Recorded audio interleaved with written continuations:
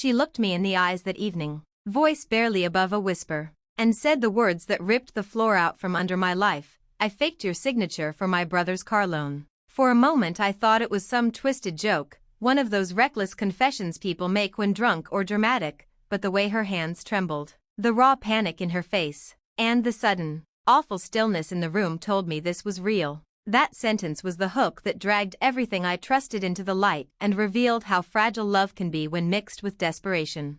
The first few minutes after she confessed moved in a blur. I remember counting the breaths between her words, as if each inhale could stitch the moment back together. I wanted to be angry, to scream, to demand answers, but there was also this small, human part of me that wanted to help her, to understand why she had done something so reckless. We had a life that, by most standards, was steady. I worked long hours at a job that paid well. I paid my bills on time, and I'd built a credit score I was proud of, not glamorous, but reliable. Trust had felt like the scaffolding of our relationship. She had been the person who sat across from me at night, the one I planned small future things with. The thought that she had used my name as a tool, silently betraying me to help someone else, felt like a private violence. Melissa's family situation was never a secret. Her parents loved their kids fiercely and struggled to make ends meet. Her brother, Jake, had always been the screwball of the family, brilliant at dreaming, terrible at following through. He hopped between jobs and side hustles, and never seemed to understand that trust and consistency are currencies in the real world. Melissa often told me she felt responsible for him, like some unpaid guardian assigned by fate. I had told her before that you can't fix someone who doesn't want to be fixed. That help has to come with accountability, not enables. She nodded then, eyes full of conviction. But I guess conviction can wobble under pressure. When the loan company called me out of the blue, saying there was a vehicle loan in my name and asking for verification, I felt my stomach drop like I'd been pushed down a stairwell. Hearing the phrase "contract has your signature" on the other end turned the world very, very small. I called Melissa, and when she didn't pick up I felt a cold panic more terrifying than anger. When she finally answered, her voice was different, raw, thin. I demanded she tell me the truth. And eventually, between sobs, she admitted she'd signed for Jake using my name because she thought she was saving him. That line, "I was saving him," was the first of many lies dressed as love that night. I spent the next morning at the dealership, watching the clerk pull out my name on a stack of papers with a signature that looked eerily like mine. It was close enough to fool the initial eyes but not perfect under more careful inspection. The loan agent's polite tone sharpened into legalese when I asked what my options were, because my name and what appeared to be my signature were on the contract. I was legally tied to the debt unless I could prove forgery. Proving forgery is messy. It's a dance between handwriting experts, bank records, and police reports. The reality landed on me like a second blow. To clear my name, I had to press charges against someone I had loved. Filing a police report felt like tearing a page out of my own life. I told the officer everything, handed over copies of old documents with my real signature for comparison, and watched as the gears of the legal system began to turn. Melissa begged me not to press charges. She called, texted, and sent messages through mutual friends, each one more desperate than the last. Her parents sat us down and wept, asking me to consider her intent, to see the good she had tried to do. I listened, and my heart constricted at their pain. But I also watched my credit balance dip and received notifications of missed payments. Jake had already defaulted on the loan. The car was no longer a symbol of hope, it was a live wire threatening to fry everything I'd built.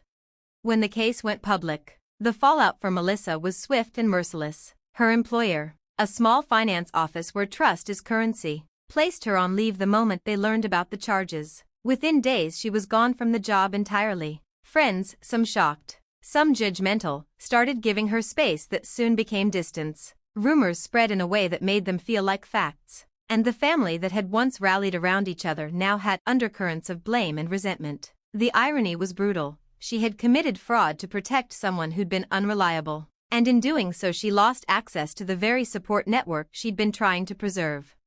Watching her world collapse in real time was complicated. Part of me felt satisfaction, a grim sense that justice was being served. But most of me felt an exhausted sorrow for the human being who had made a catastrophic choice. In the courtroom, watching Melissa stand there, smaller than I remembered, was something I hadn't prepared for emotionally. She pleaded guilty to charges including forgery and identity fraud. And the judge's voice felt like gravel as he announced consequences: fines, restitution, community service, and probation. There was no dramatic prison sentence in the end. Courts take many factors into account, but the punishment was more than legal. It was social, professional, and deeply personal. Her name would now be tied forever to a moment of betrayal.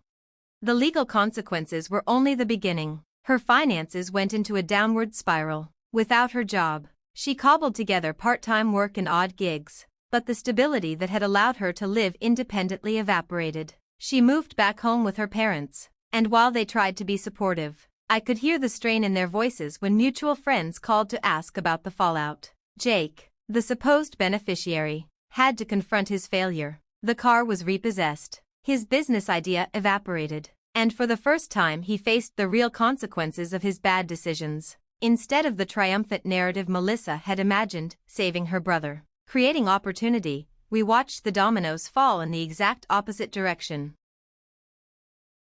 Months later, she reached out to me with a letter that read like an attempt at atonement. She wrote about regret and the empty ache of watching her life narrow to a few bleak choices. She said losing me was the punishment she never expected. And maybe it was. Her apology was raw and believable on the page, full of specifics that showed she had thought, perhaps obsessively, about what she had done and who it hurt. I read it 3 times, then set it aside. Forgiveness is a private thing, and while I didn't want to carry bitterness forever, reconciliation would have required something she no longer seemed able to offer: a rebuild of trust brick by careful brick. Transparency that couldn't be faked or negotiated. The experience changed me in ways I didn't see at first. I became more guarded with my trust. Small things that used to roll off felt now like test questions. I started checking my credit report regularly, learned legal basics about identity fraud, and found a strange, small pride in having navigated the mess without letting it wreck my life. On the other hand, there was this sadness that flared up unexpectedly, at a song, a scent, a place we used to go. Those moments were reminders that love and betrayal can coexist, that the person who can hurt you most deeply is often the one you trusted with your quietest truths. There's a lesson here that's both simple and brutal.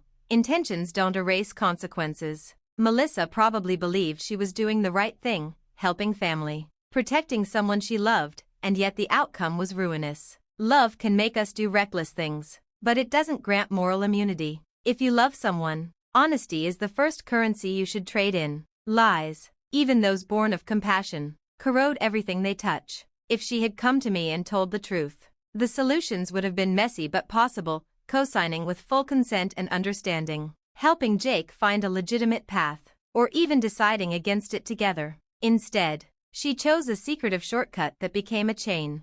If you've ever been through something similar, betrayed by someone you trusted, know this: your instincts to protect your peace are valid. There's no universal rule for how to respond, but safeguarding yourself legally and emotionally is not cold. It's necessary. People make mistakes, and some mistakes can be forgiven. Some are breaches that change the equation entirely. Walking away doesn't mean you never cared. It means you value your future and your safety.